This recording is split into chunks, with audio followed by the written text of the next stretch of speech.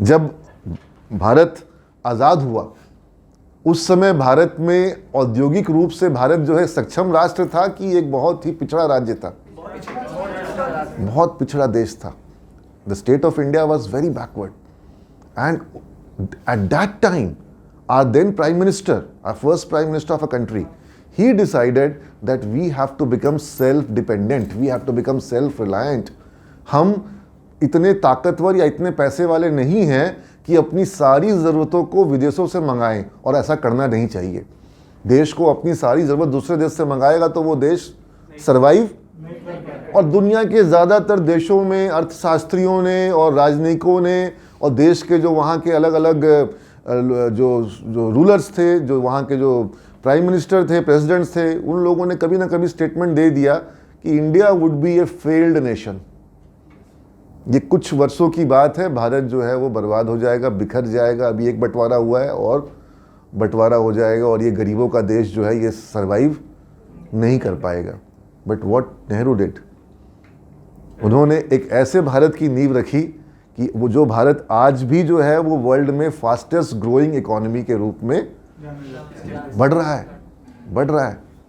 बहुत सारी कमियां हैं, बहुत सारे इश्यूज हैं, लेकिन आज अगर भारत औद्योगिक रूप से जो स्टील कारखाने हैं, पावर प्लांट्स हैं, वाटर डैम है, इरिगेशन प्रोजेक्ट्स हैं, और उन सब से बढ़ करके उन्होंने नींव रखी कि भारत को आगे बढ़ाने के लिए हमें टेक्नोक्रेट्स चाहिए, हमें मैनेजर्स चाहिए। उन्होंने आईआईटी की स्थापना की, इंडियन इंस्टीट्यूट ऑफ साइंस की स्थापना की, रिसर्च इंस्टीट्यूशंस की स्थापना की, बाद में आईआईएम्स की स्थापना हुई, और उन्होंने Indian institute of management Calcutta में स्थापना करी। फिर उन्होंने आईमा की स्थापना करी, जिसके तहत आप लोग पढ़ रहे हैं। This is Nehru ji vision establishment, उनके द्वारा दिया गया एस्टैब्लिशमेंट है ऑल इंडिया मैनेजमेंट एसोसिएशन, जो आज भी भारत में न सिर्फ स्टूडेंट्स के बीच में बल्कि इंडस्ट्री प्रोफेशनल्स के बीच में मैनेजेरियल कॉन्सेप्ट्स को, मैनेजमेंट के प्रिंसिपल्स को, कॉन्सेप्ट्स को, रिसर्च को, नए फाइंडिंग्स को डिसमिनेट करता है, लोगों के बीच में उसको फैलाता है, ताकि लोग उसके साथ अपने मैनेजमेंट को और बेहतर कर सकें। आईमा का जो सबसे बड़ा बॉडी है वो स्टूडेंट्स के लिए नहीं है। आईमा की जो बड़ी बॉडी है वो मैनेजर्स के लिए है, जो लोग ऑलरेडी इंडस्ट्री में काम कर रहे हैं।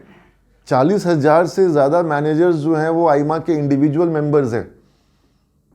5,000 से ज़्यादा कंपनियां जो हैं वो आईमा की कॉरपोरेट मेंबर हैं।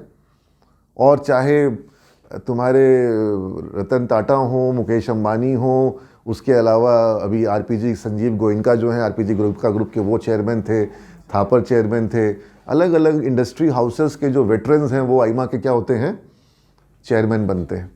तो और भारत के ज़्यादातर जो प्राइम मिनिस्टर और प्रेसिडेंट्स हैं वो लोग कभी ना कभी आईमा के इवेंट्स में गए हैं, पार्टिसिपेट किए हैं, including our existing prime minister Narendra Modi ji, including our existing home minister Amit Shah ji, including our previous presidents like APJ Kalam, Pratibha Devi Patil, Ramnath Kovind, they have all been to AIMA events.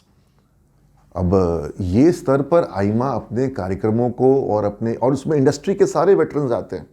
I have participated in several AIMA events where I have listen to luminaries like Narayana Murthy, I have listened to Nandan Nilekani, मैं नंदन नीलकेनी जी को सुना। रघुराम राजन जो RBI के governor थे तब वो आईमा के event में आए, मैंने उनको सुना। तो ये हाँ, और तुम लोग को मैं आज ये बात इसलिए भी कह रहा हूँ कि जब आईमा के इवेंट्स होते हैं तो मेरी इच्छा है कि सिमेज के जो आईमा के स्टूडेंट्स हैं वो उसमें पार्टिसिपेट करें। थोड़ा कॉस्ट उसमें आएगा, तुम लोग को दिल्ली ट्रैवल करना होगा, और वहाँ पर जो स्टूडेंट का सबसे कम कॉस्ट होता है, जो लोग पार्टिसिपेशन फ़ीस होती है, जैसे अगर मैं जाऊँगा तो मेरा कॉस्ट बहुत हाई होगा, क्योंकि मैं स्टूडेंट कैटेगरी में नहीं जाऊँगा, मैं मेंबर के रूप में जाऊँगा, आईमा के मेंबर के रूप में। फिर भी मेरा कॉस्ट बहुत, बीइंग ए मेंबर स्टिल मेरा कॉस्ट बहुत हाई होगा, क्योंकि वो इवेंट का कॉस्ट उनको उसी से बियर करना होता है। आईमा ऑटोनोमस है, गवर्नमेंट द्वारा इस्टेब्लिश्ड है, लेकिन वो हर चीज़ के लिए सरकार से पैसा, इनफैक्ट वो किसी चीज़ के लिए सरकार से पैसा नहीं लेती है।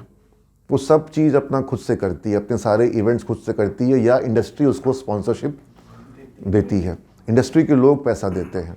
आइमा गवर्नमेंट से पैसा नहीं मांगती है, मैट का एग्ज़ाम करवाती है, वहाँ काफ़ी पैसा आ जाता है, तुम लोगों के जो कोर्सेज फीस वगैरह मिलते हैं उसमें आइमा को बहुत पैसा मिल जाता है, और बाकी इंडस्ट्री का स्पॉन्सरशिप होता है, इवेंट्स होते हैं तो उसमें जो लोग पार्टिसिपेट करते हैं वो लोग पार्टिसिपेशन फ़ी पे करते हैं। तो आइमा इज़ ए ऑटोनोमस ऑर्गेनाइजेशन।